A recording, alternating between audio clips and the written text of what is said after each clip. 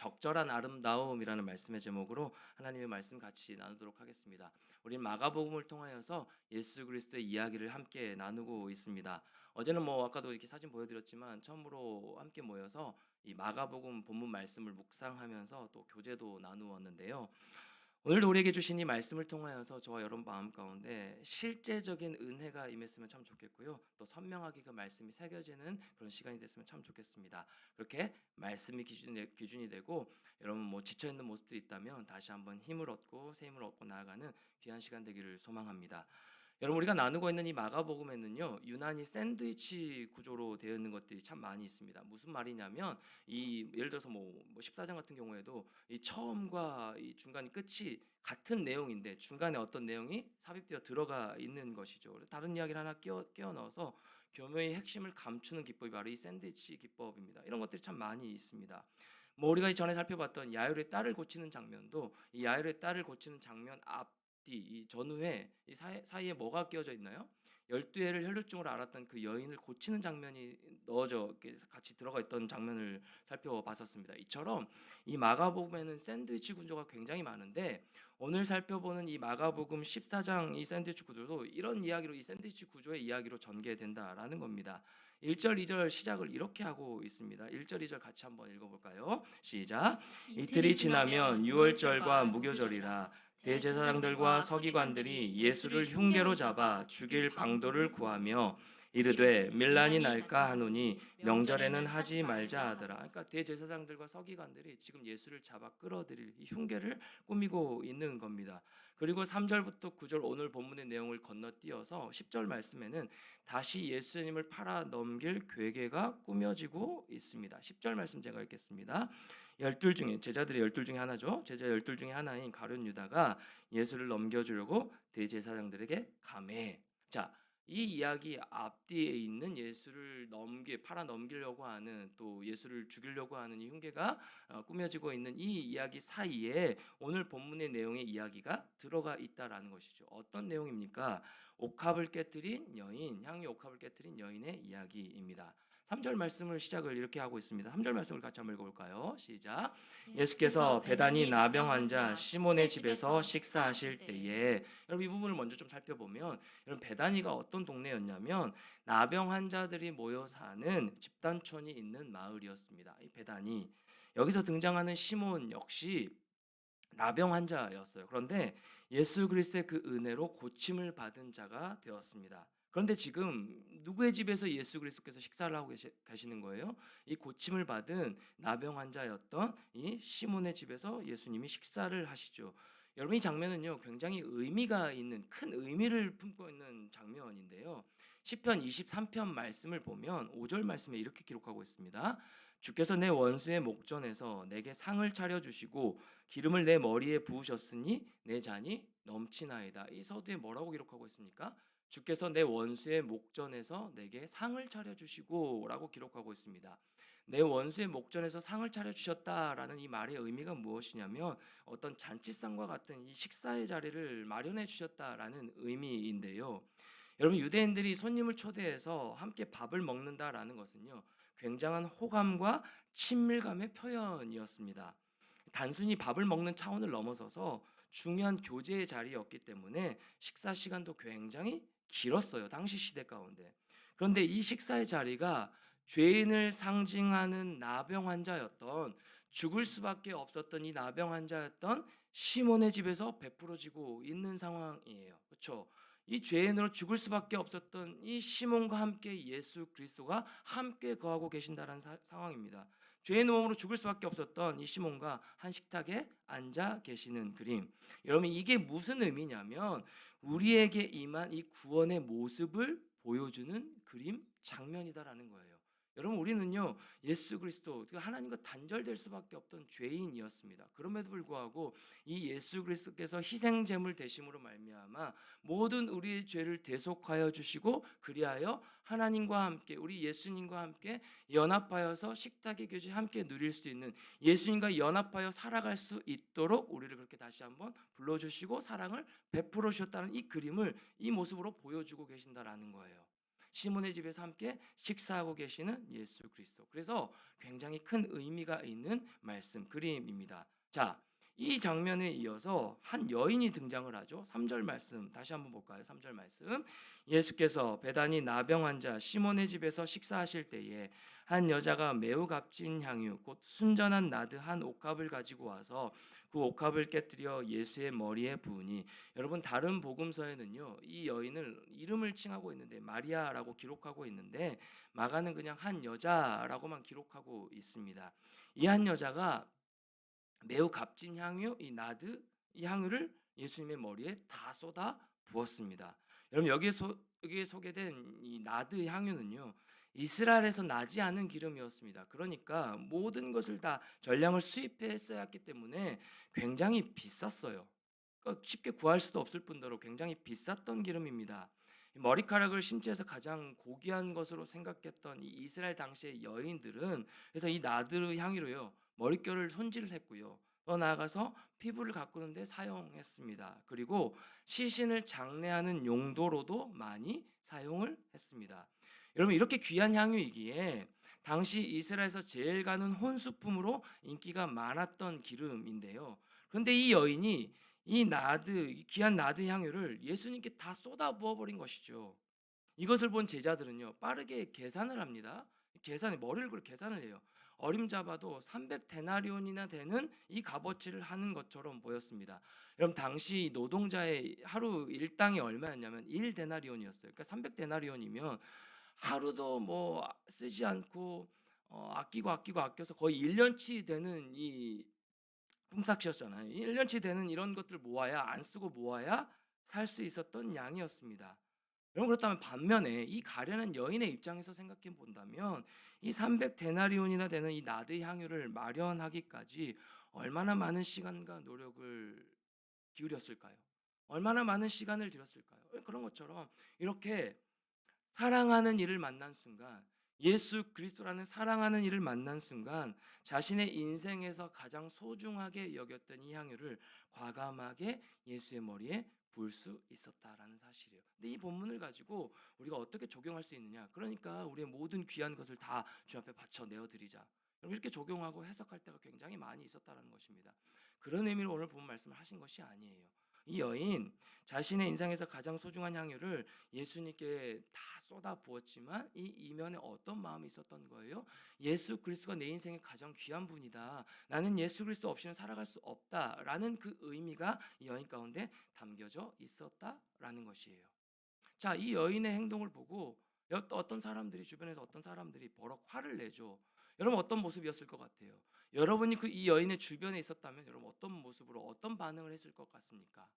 이 여인의 주변에 있었던 많은 사람들은요 이 여자가 한 행동에 대해서 버럭 화를 냅니다. 3절 뒷부분에 보면 한 여자가 매우 값진 향유 곧 순전한 나드 한 옥합을 가지고 와서 그 옥합을 깨뜨려 예수의 머리에 부으니, 4절 같이요 시작. 어떤 사람들이 화를 내어 서로 말하되 어찌하여 이 향유를 허비하는가.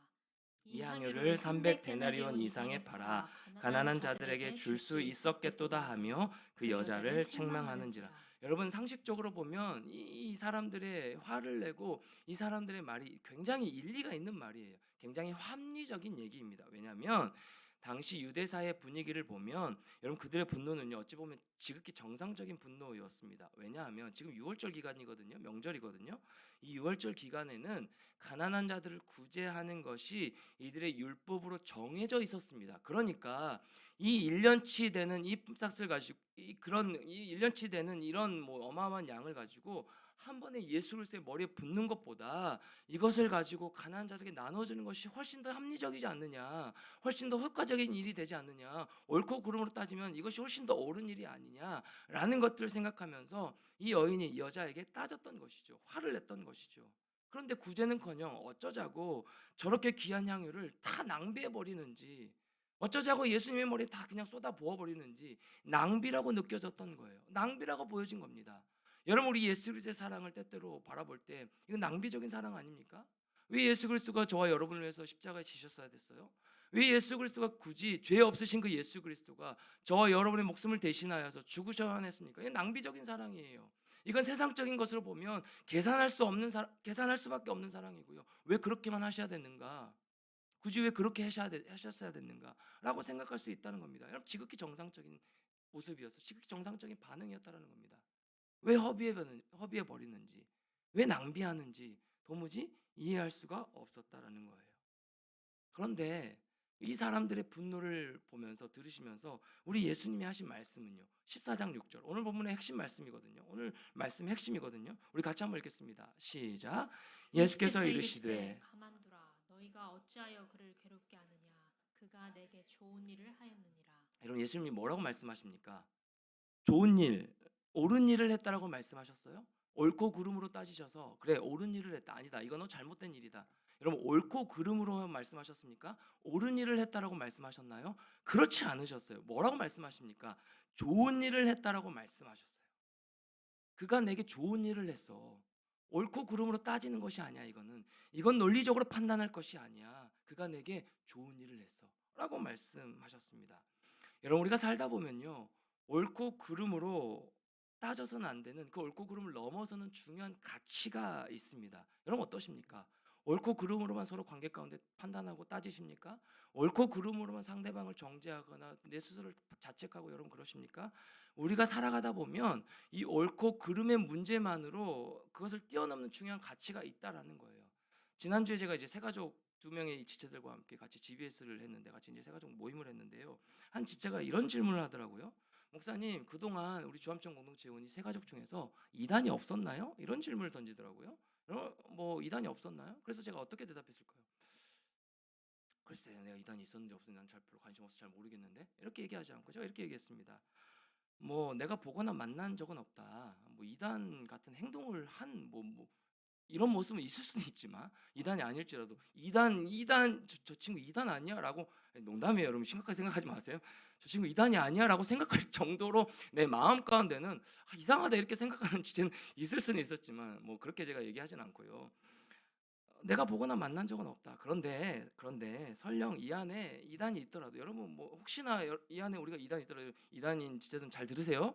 이단이 설령 이 안에 있더라도 우리 공동체 이 가운데 예배를 드리면서 이 공동체 가운데 우리가 함께 예배를 드리면서 이 가운데 또 은혜 받고 회복될 수 있지 않겠느냐. 설령 이단이 들어와 있다 할지라도 뭐 나를 공격하고 우리 지체들 뭐 다 끄집어 내리려고 할지라도 설령 우리 안에 이단이 들어와 있다고 할지라도 이 예배를 드리면서 하나님께서 그 영혼 가운데 은혜를 주시고 회복시키시면 옳은 가치로 그 마음을 만지시면 그게 우리 안에서 회복될 수 있지 않겠느냐. 그러니까 굉장히 놀라더라고요. 저도 이런 얘기를 할 줄 몰랐는데 제 스스로 좀 놀랐어요. 내가 이런 얘기를 하고 있네. 그렇게 제가 반응을 했습니다. 여러분 이단 분명히 경계해야 돼요. 여러분 분명히 멀리해야 됩니다. 이단을 여러분의 지식과 논리로, 물론 우리는 지식이 많지는 않은 사람들입니다. 우리의 지식과 논리로 못 이깁니다. 그러니까 어떤 센터가 있고요. 그 해주시는 목사님이 따로 하시는 목사님이 있습니다. 이단 대책 연구소가 따로 있어요. 그러니까 거기에 의뢰를 해야 되는 것이지 여러분의 논리나 여러분의 지식으로 이기려고 해서는 안 돼요. 그러니까 피하는 거예요. 다른 길은 피하는 겁니다. 그 길로 가지 않는 겁니다. 외부에서 뭐 성경 공부하는 거 안 가면 되는 거예요. 이단을 피하는 방법. 그러니까 일단 외부에서 성경 공부를 하자고 하면 그것을 알려고 하는 관심이 있어야 되니까 여러분 제가 굉장히 편해요. 이단에 넘어갈 것 같지가 않아요. 일단 그 관심이 있어야 되는 거거든요. 관심이 있어야 그렇게 같이 외부에서 성경을 같이 배워보자고 하자고 하면 넘어가지. 성경 배우려는 관심 너무 이렇게 폄하는 안 되니까. 어쨌든 여러분 우리가 지식으로 그들의 논리를 이기지 못합니다. 그러니까 멀리해야 되고 경계해야 되는 게 맞아요. 또 다시 요즘 이슈가 요즘 많이 부각되지 않죠. 계속 이슈가 됐던 동성애 문제. 어찌 보면 제가 잘 듣지 못했지만 소수 인권을 존중해야 한다는 이런 명분으로 합법화하려고 하고 있죠. 어찌 보면 이제 제가 이 강단에서 이 동성애를 옹호하거나 비판하거나 이런 말을 하면 이렇게 하지 못하는 상황이 결국 생길 수도 있을 것 같아요. 옹호하지는 않지만 어쩌면 여러분 대학생들 특히 여러분 주변에도 깊숙이 들어와 있는지도 몰라요. 제가 듣지는 못했지만 어찌 보면 이 대학생들 그런 문화 가운데 밀접하게 접해 있는지도 모르겠습니다. 특히 여대 가운데 남자만 있는 이런 모습 가운데 깊숙이 들어와 있는지 모르겠어요. 여러분 이건 이단과 동성애 문제는 이게 뭐예요? 옳고 그름의 문제예요. 이게 옳은 모습이에요? 옳지 않은 모습이에요. 여러분 이건 죄입니다. 여러분 죄는요 옳고 그름이에요. 따라가서는 안 되는 겁니다. 반드시 멀리하고 끊어내야 되는 거예요. 그런데 여러분 옳고 그름을 넘어서서 예수님이 오늘 본문에 이 여인을 향하여서 좋은 일을 했다라고 말씀하신 이 부분을 우리가 한번 생각해 보면 어떠한 이단의 옳고 그름 그 사람을 멀리해야 되고 경계해야 되는 거, 이단을 경계해야 되고 멀리해야 되는 거, 동성애하는 사람을 멀리해야 되고 경계해야 되는 거 맞습니다. 이거 옳고 그름의 문제예요. 그런데 여러분 그 한 영혼을 구원하는 입장에서는요. 제가 그 세 가족에게 대답했던 것처럼 뭐 이단이 설령 이 안에 들어왔을지라도 우리 안에서 하나님께서 회복시켜 주시고 이 예배를 통해서 다시 한번 하나님의 진리의 말씀이 선포되면 그 영혼이 회복될 수 있는 것 아니냐라는 제가 대답을 했듯이 여러분 그 한 영혼 한 영혼을 볼 때는 그건 옳고 그름의 문제가 아니에요. 그건 옳고 그름의 문제로 우리가 판단해서는 안 되는 겁니다. 하나님은 죄를 싫어하세요. 죄는 반드시 벌하시고 싫어하시는 분이 하나님이십니다. 그런데 한 영혼은 사랑하세요. 한 영혼은 사랑하시는 겁니다. 이단은 멀리해야 되고 경계해야 되고요. 여러분 동성애는 우리가 따라가서는 안 됩니다. 멀리해야 됩니다. 그런데 동성애에 빠져 있는 그 영혼은 다시 한번 진리의 말씀으로 회복되는 것 가지고 우리가 해야 되는 역할이 바로 교회가 해야 될 가치이고 우리 그리스도인들이 해야 될 역할이다라는 사실이에요. 그러니까 여러분 그 영혼의 구원하는 문제에 있어서까지 옳고 그름으로 판단해서는 안 되는 거예요. 이게 만약 옳고 그름의 문제였다면 예수님 좋은 일을 했다라고 말씀하실까요? 아니야, 네가 그런 일을 했다. 네가 이거 옳지 않은 일을 했다. 옳지 않은 행동이야. 가난한 자들 구제했어야지라고 말씀하셨을 거예요. 근데 옳고 그름으로 말씀하지 않으셨습니다. 네가 좋은 일을 했다라고 말씀하신 거예요. 사랑하는 청년 여러분, 저와 여러분이 이 땅 가운데 일상 가운데 세상 가운데 살아갈 때 옳고 그름의 논리로만 여러분 판단하거나 그렇게 행동하지 않기를 바랍니다. 그래서 여러분 이렇게 우리가 이번에 조기편을 하면서 뭐 분당으로 위해서 이찬석 목사님 계속 반복적으로 말씀하셨던 부분이었는데 그 한 키워드를 가지고 왔어요. 덜 논리적이면서 더 사랑하자.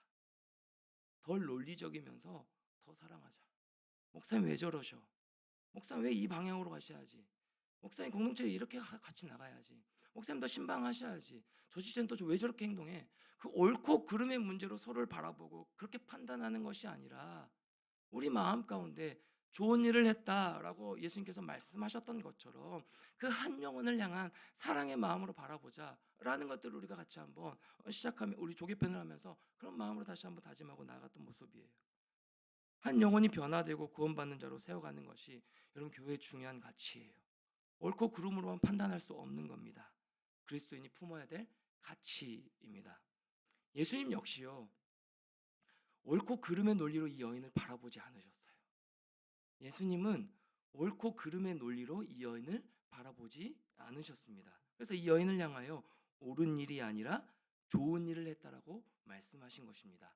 여기서 좋은 일, 이 성경 원문에서 이 좋은 일이 무엇이냐면 칼론 에르곤이란 단어인데요. 칼론 에르곤이란 단어인데 성사학자 중에 요아킴 에레미야스가 이 단어에 대해서 이렇게 적절하게 정의를 내렸습니다. 이 좋은 일은 곧 적절한 아름다움이다. 오늘 본문의 말씀, 오늘 설교의 제목처럼 적절한 아름다움이다라고 정의를 내렸습니다. 이게 뭐냐면 적당히 아름답다라는 의미가 아니에요. 뭐 쏘쏘 괜찮다 나쁘지 않다라는 의미가 아닙니다. 여러분 이것은요 제자리에 있는 아름다움이에요. 이 의미는요 이 적절한 아름다움은요 제자리에 있는 아름다움입니다. 있을 자리에 있음, 마땅히 해야 될 것을 하는 모습. 제자리에 있는 아름다움을 뜻하는 것이 무엇이냐면 하나님이 창조하신 태초의 모습이 회복된 아름다움이에요. 어마어마한 것이죠. 하나님이 창조하신 그 태초의 모습은요 질서가 어그러지지 않았습니다. 무엇 때문에 그 태초에 하나님께서 지으신 이 창조 질서가 어그러졌죠?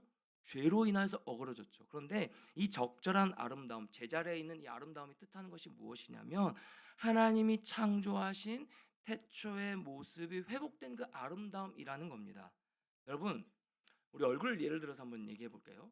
눈, 코, 입이 모두 너무너무 예뻐요. 눈, 코, 입이 너무너무 잘생겼어요. 그런데 조화롭지 않은 얼굴이 있어요. 너무 잘생긴 사람.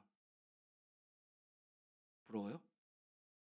눈, 코, 입이 모두 예쁘고 잘생겼는데 조화롭지 않은 얼굴이 있고요. 반면에 어느 한 곳 썩 예쁜 데가 별로 없어요. 코도 그렇고 입도 그렇고 눈도 그렇고 다 보면 없는데 그 보면 굉장히 편안하고 조화로운 얼굴이 있습니다. 편안하고 조화로운 얼굴이 되길 축복합니다. 편안하고 굉장히 조화로운 얼굴이 있어요. 여러분 이것이 바로 적절한 아름다움. 이 예화가 지금 비유가 맞는지 모르겠지만 여러분 적절하다는 것은요. 이게 얘기를 적절하다는 것은 여러분 참으로 가치가 있는 것이에요. 제자리에 있는 아름다움. 제자리에 있는 아름다움. 이 제자리에 있는 아름다움이 무엇이라고요? 창조하신 태초의 모습이 회복된 아름다움이라고요. 그러니까 여러분 이런 의미에서 예수님이 이 여인에게 하신 칭찬은 보통 칭찬이 아니죠. 너 적절하게 아름다워. 너가 있어야 될 그 제자리에 있는 아름다움으로 너가 나를 향하여서 모든 것을 내어 줬구나. 너 적절하게 아름답다. 너가 이 모든 제자리에 있는 그 행동처럼 태초에 창조된 그 모습의 질서가 회복된 그 행동처럼 네가 적절하게 아름다운 행동을 나에게 했구나라고 칭찬하신 거예요. 어마어마한 가치입니다. 여러분, 이 여인은요 예수님의 머리에 이 값비싼 향유 기름을 부으면서 적절히 아름다운 행동을 했습니다. 여러분 이스라엘 사람들이 보통 사람의 머리에 기름을 부을 때는요 주로 선지자와 제사장의 왕을 세울 때라던가 또 손님을 맞거나 중요한 예식을 치를 때 이 머리에 기름을 부었습니다.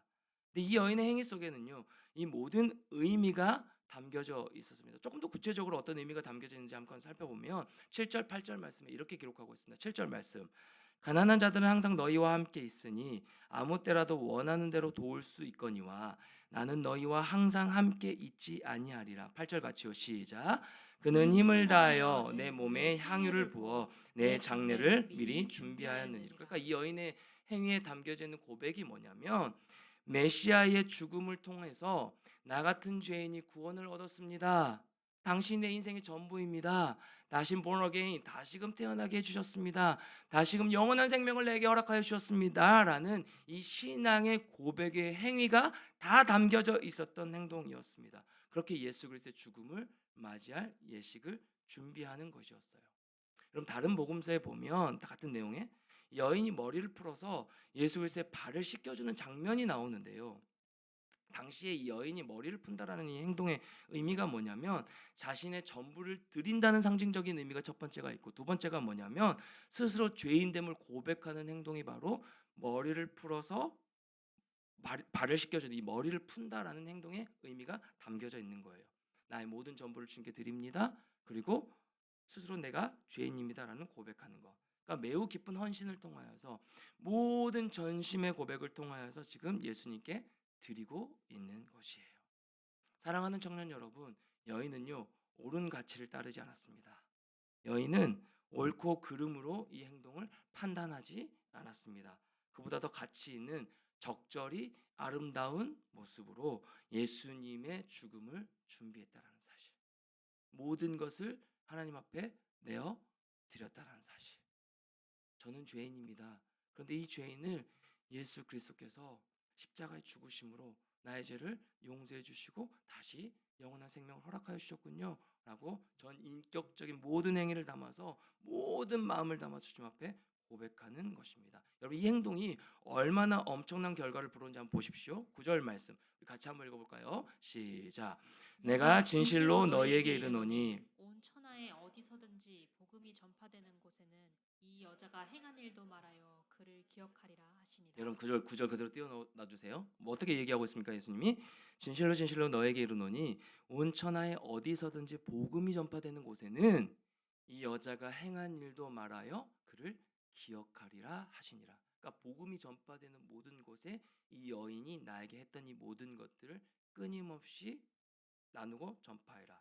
이 여인의 행위 속에 복음이 다 포함되어 있다라고 말씀하시는 거예요. 복음이 전파될 때 곧 이 여인이 주님 앞에 드린 고백이 전파된다라는 것이죠.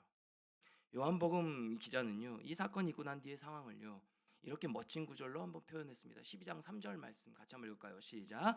마리아는 지극히 비싼 향유 곧 순전한 나드 한 근을 가져다가 예수의 발에 붓고 자기 머리털로 그의 발을 닦으니 향유 냄새가 집에 가득하더라. 향유 냄새가 집에 가득하더라. 자신의 모든 것을 내어 옥합을 깨뜨려 주님의 십자가를 증언할 수 있는 복음의 증언자로 살았던 이 여인 마리아, 이 한 여자. 그 적절한 아름다움의 향기가 어떻게 해요? 온 집안에 가득 넘쳤다라는 거예요.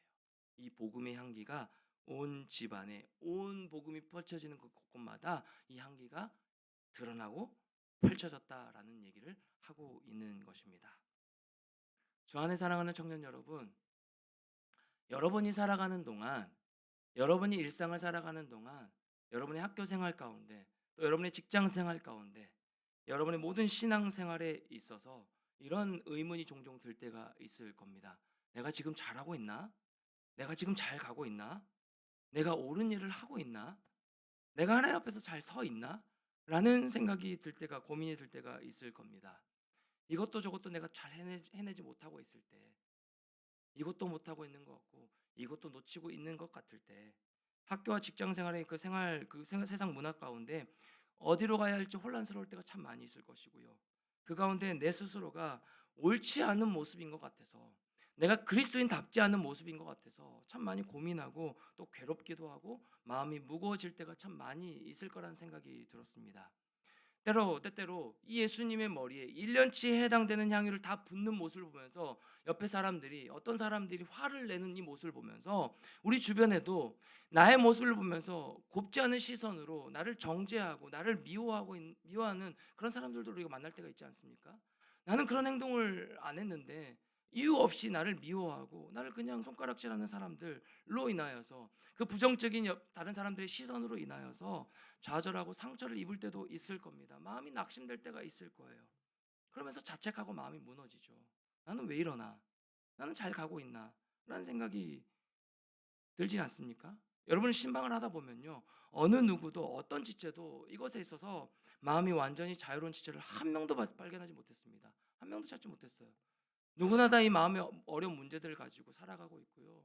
스스로 자책하면서 살아가고 있고요. 마음이 어려워서 무너지는 그런 모습 가운데 살아가고 있는 지체들을 많이 만나보게 된다라는 거예요. 그런데 여러분, 여러분이 그렇게 자책하고 있을 때요, 여러분이 그렇게 괴로워하고 있을 때요, 여러분이 그렇게 두려워하고 있을 때요, 여러분이 그렇게 불안해하고 있을 때예요, 여러분 그렇게 마음이 무너져 있을 그때예요, 우리 하나님이, 우리 예수님이 저와 여러분의 모습을 보시면서 너 그거 옳다, 너 그거 옳지 않다, 여러분 옳고 그름으로 판단하고 계실까요? 여러분의 모습을 보시면서 예수님이, 우리와 함께 하시는 예수님이 여러분이 낙심한 그 모습을 보시면서 너 그거 옳은 행동이야, 너 그거 적절치 못한 행동이야, 여러분 옳고 그름으로만 판단하고 계실까요? 그렇게 우리를 평가하실까요? 아니요, 저는 그렇지 않다고 생각해요. 적어도 제가 경험하고 만난 예수님은요, 저를 그렇게 바라보지 않으시더라고요. 나는 내 스스로 옳고 그름을 판단하면서 자책할 때가 너무 많이 있지만, 내가 내 스스로 옳게 가지 못하는 이 모습으로 말미암아 너 교육자로서 이렇게 옳은 모습으로 나가야지, 너 교육자로서 이게 옳지 않은 모습이야, 옳지 않은 행동이야 라고 제 스스로를 판단하고 자책할 때가 너무 많이 있지만, 적어도 내가 사랑하는, 나를 사랑하시는, 끝까지 나를 찾아오시는 그 예수님은요, 저를 옳고 그름으로 판단하지 않으시더라고요. 대신에 변함없는 사랑으로, 대신에 변함없는 사랑으로 주변 사람들의 말과요, 내 스스로의 혼란스러움을요 안아주시면서 잠재워 버리시더라고요. 주변 사람들의 그 시선을 잠재워 버리시고요, 나의 스스로의 자책을 잠재워 버리시더라는 거예요. 저는 그것을 경험할 때가 너무 많습니다. 어떤 사랑으로요? 변함없는 사랑으로요. 변함없는 사랑으로요. 내가 옳은 일을 하든 옳은 길을 가든 때때로 그른 일을 하든, 그런 옳고 그름으로 나를 바라보시고 평가하시는 것이 아니라, 너 괜찮아, 내가 너를 붙들고 있고 내가 너와 함께하고 있고 변함없는 사랑으로 너 인생 가운데 내가 책임지고 있으니까 괜찮다라고 말씀해 주신 분이 우리 예수 그리스도시더라고요. 세상에서 죄를 짓는 여러분의 모습과 행동이 아니라면, 그 죄에 빠져서 허우적대고 있는 그런 모습이 아니라면, 그런 행동을 여러분 살아가고 있는 모습이 아니라면, 예수님이요, 오늘 이 시간 예배하고 있는 저와 여러분에게 이렇게 말씀해 주실 것 같아요. 14장 6절 같이 다시 한번 읽어볼까요? 6절 말씀이요, 시작. 예수께서 이르시되 가만두라, 너희가 어찌하여 그를 괴롭게 하느냐, 그가 내게 좋은 일을 하였느니라. 사랑하는 내 아들아, 사랑하는 내 딸아, 너 옳고 그름이 아니라 너가 나에게 참 좋은 일을 하고 있어. 너 나를 바라보면서 좋은 모습으로 잘 가고 있어. 좋은 길을 잘 걸어가고 있어. 여러분 이렇게 칭찬해 주실 것 같더라고요. 네가 적절히 너무 아름다워. 네가 내 앞에서 행하고 있는 모든 것들이, 그래서 신앙생활의 그 애씀이, 그 기도하려고 버티려고 애쓰고 있는 그 모든 너의 흔적 하나하나가, 사랑하는 아들아, 사랑하는 내 딸아, 너가 좋은 일을 하고 있는 거야. 너가 적절히 내 앞에서 아름다운 모습으로 서 있는 거야 라고 말씀해 주실 것 같더라고요.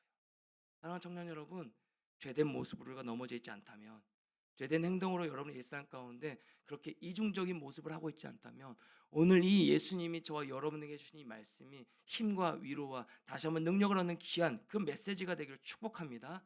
너가 적절히 아름답다. 너의 그 신앙생활의 애씀이 적절히 아름다워. 네가 그 직장생활 가운데 그 믿지 않는 자들과 그 관계 가운데 똑같이 반응하려고 하지 아니하고, 똑같이 미워하려고 하지 아니하고, 똑같이 대꾸하려고 하지 아니하고, 역겹다 하지 아니하고, 그 상황 가운데 네가 나를 생각하면서 그리스도인으로 살아내려고 하는 그 애씀의 그 흔적들이 내가 바라보고 있기에 네가 적절히 아름다워. 네가 내 앞에서 적절히 아름다운 모습으로 잘 서 있는 거야 라고 말씀해 주시는 거예요.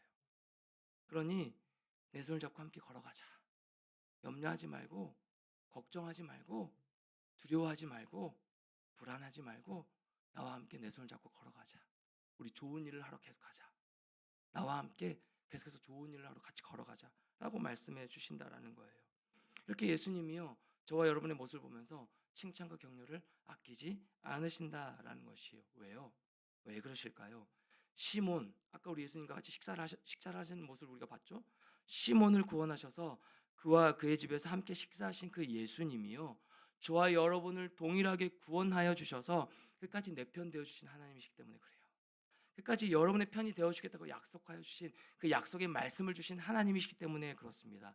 그 예수님이 저와 여러분 삶 가운데 변함없이 함께하고 계시기 때문에, 내 스스로 나를 정죄하지만, 내 스스로 나는 너무 나를 자책할 때가 많지만, 사람의 시선에 의해서 내 자존감이 무너질 때가 참 많이 있지만, 그럼에도 불구하고 우리는 다시금 눈을 들어 나를 향한 그 칭찬과 격려를 아끼지 않으시는 그 변함없는 그 사랑 가운데 거하여 나아가야 된다라는 것이죠.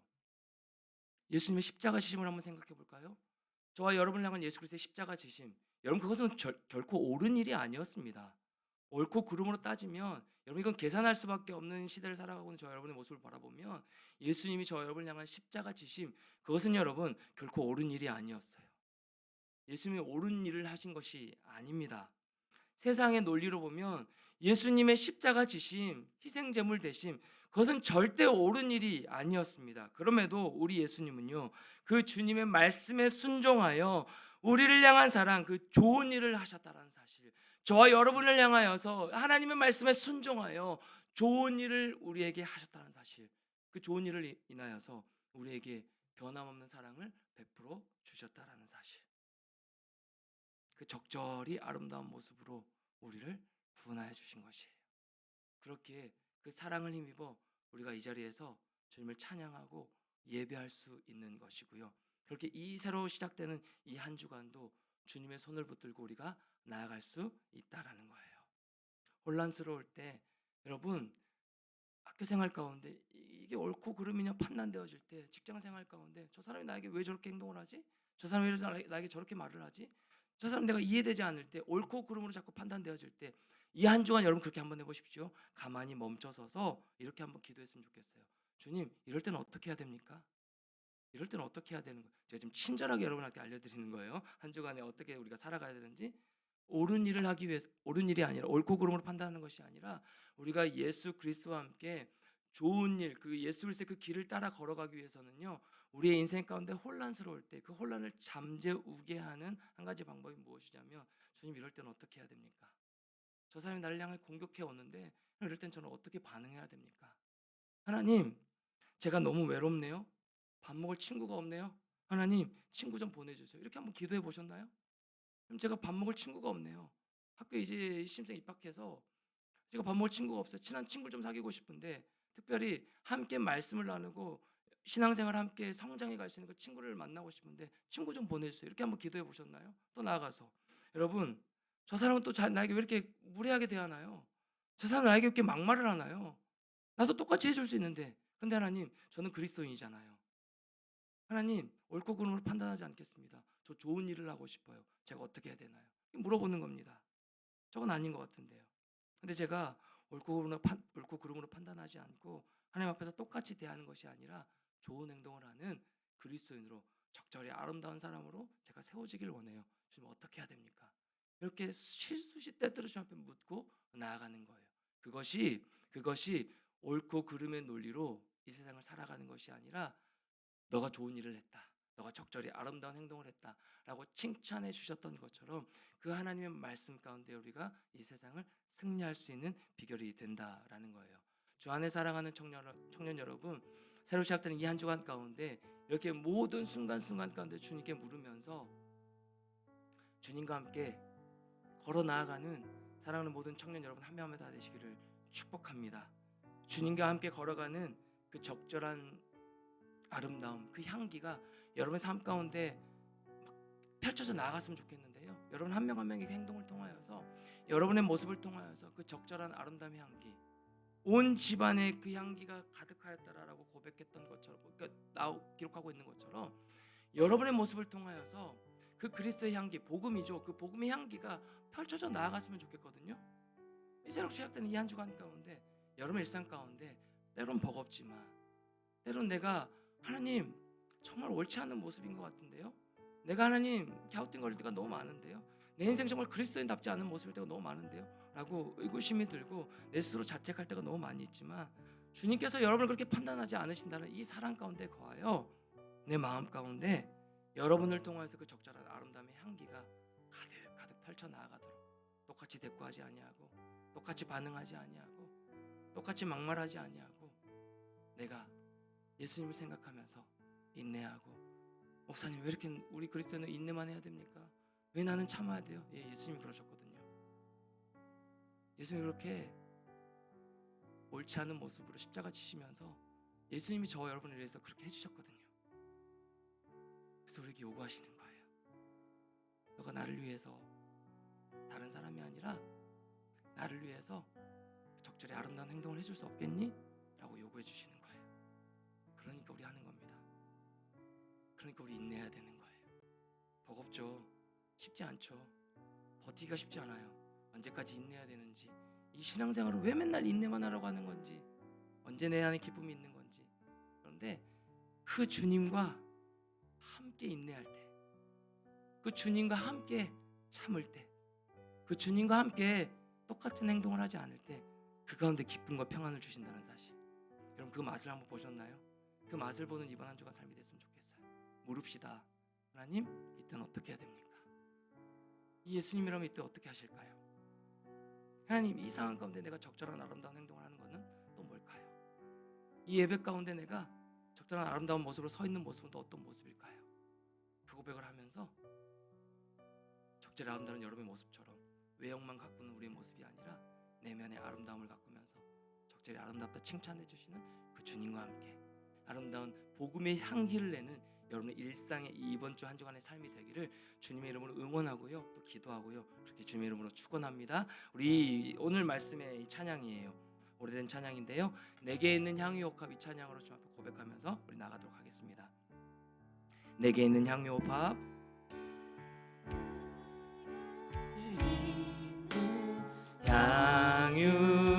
향유옥합 주께 가져와 그 발 위에 입 맞추고, 그 발 위에 입 맞추고 깨뜨림니.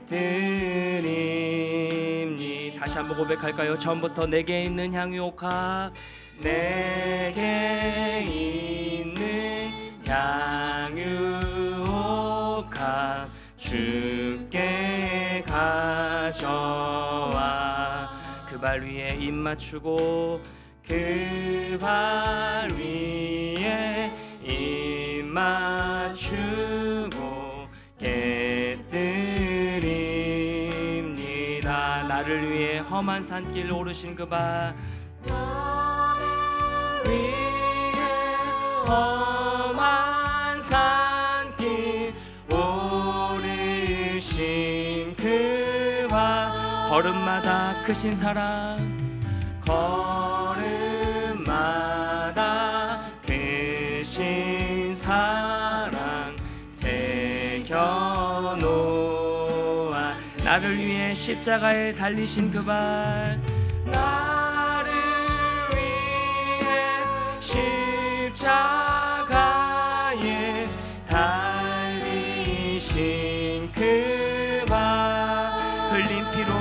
죄를 흘린 피로 나의 죄를 대속하. 우리 마지막으로 고백하며 나갑니다. 주님 다시 이 땅 위에, 주님 다시 이 땅 위에 임하실 그때 주의 크신 사랑으로, 주의 크신 사랑 날 받아주소서, 날 받아주. 마지막으로 고백합니다. 주의 크신 사랑으로 날 받아주소서, 크신 사랑으로 날 받아주. 우리 마지막으로 한 번 더 고백합니다. 주의 크신 사랑으로 날 받아주소서, 주의 크신 사랑으로 날 받아. 너무 좋네요. 우리 한 번 더 고백할까요? 주의 크신 사랑으로 주님 날 받아주소서, 주의 크신 사랑으로 날 받아주소서. 왜 우리가 마지막 이 찬양을 반복했냐면, 우리 때때로 이렇게 의심이 들 때가 있을 거예요. 이것도 하나님 나를 받아주시나? 이런 내 모습도 하나님 받아주시나?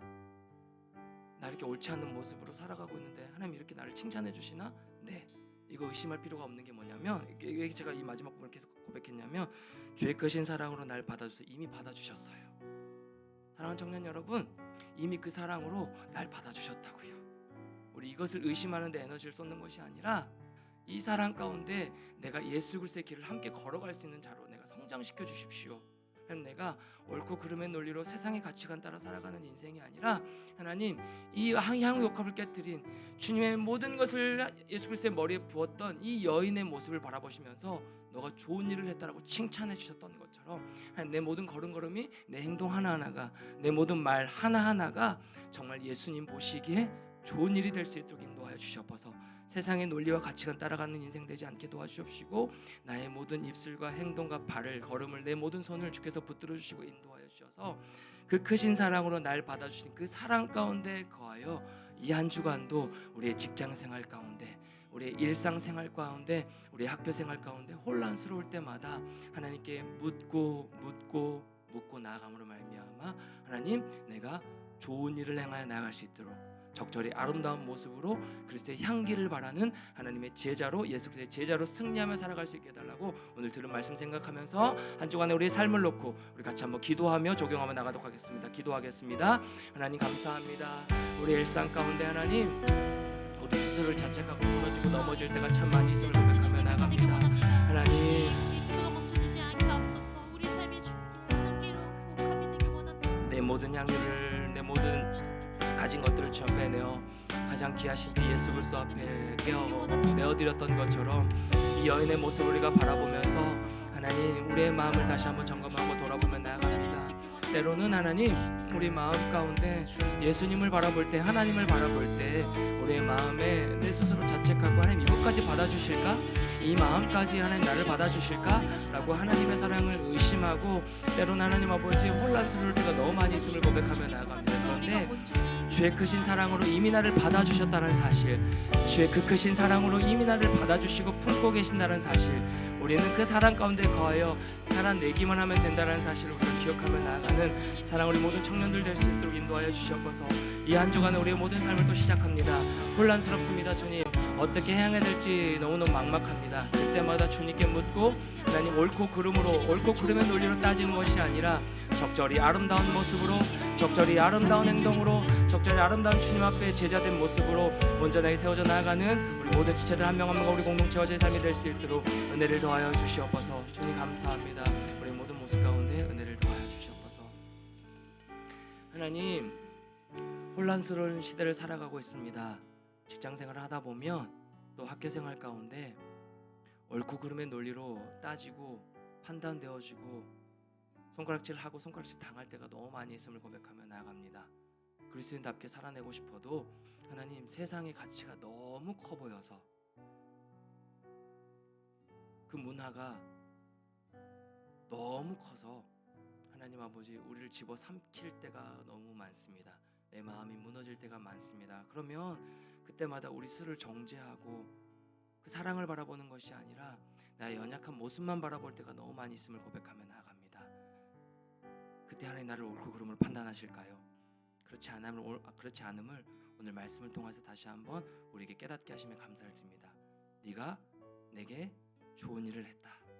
너의 행동이 내게 적절히 아름답다 라고 칭찬과 격려를 아끼지 않으시는 그 사랑 가운데 거하여 이 한 주간도 주님 보시기에 아름다운 모습으로, 주님 보시기에 좋은 일들로, 주님 보시기에 그리스도의 향기를 바라는 그 복음의 향기 내는 자로 그렇게 살아내는 사랑하는 주암청 모든 청년들 한 명 한 명 될 수 있도록 인도하여 주시옵소서.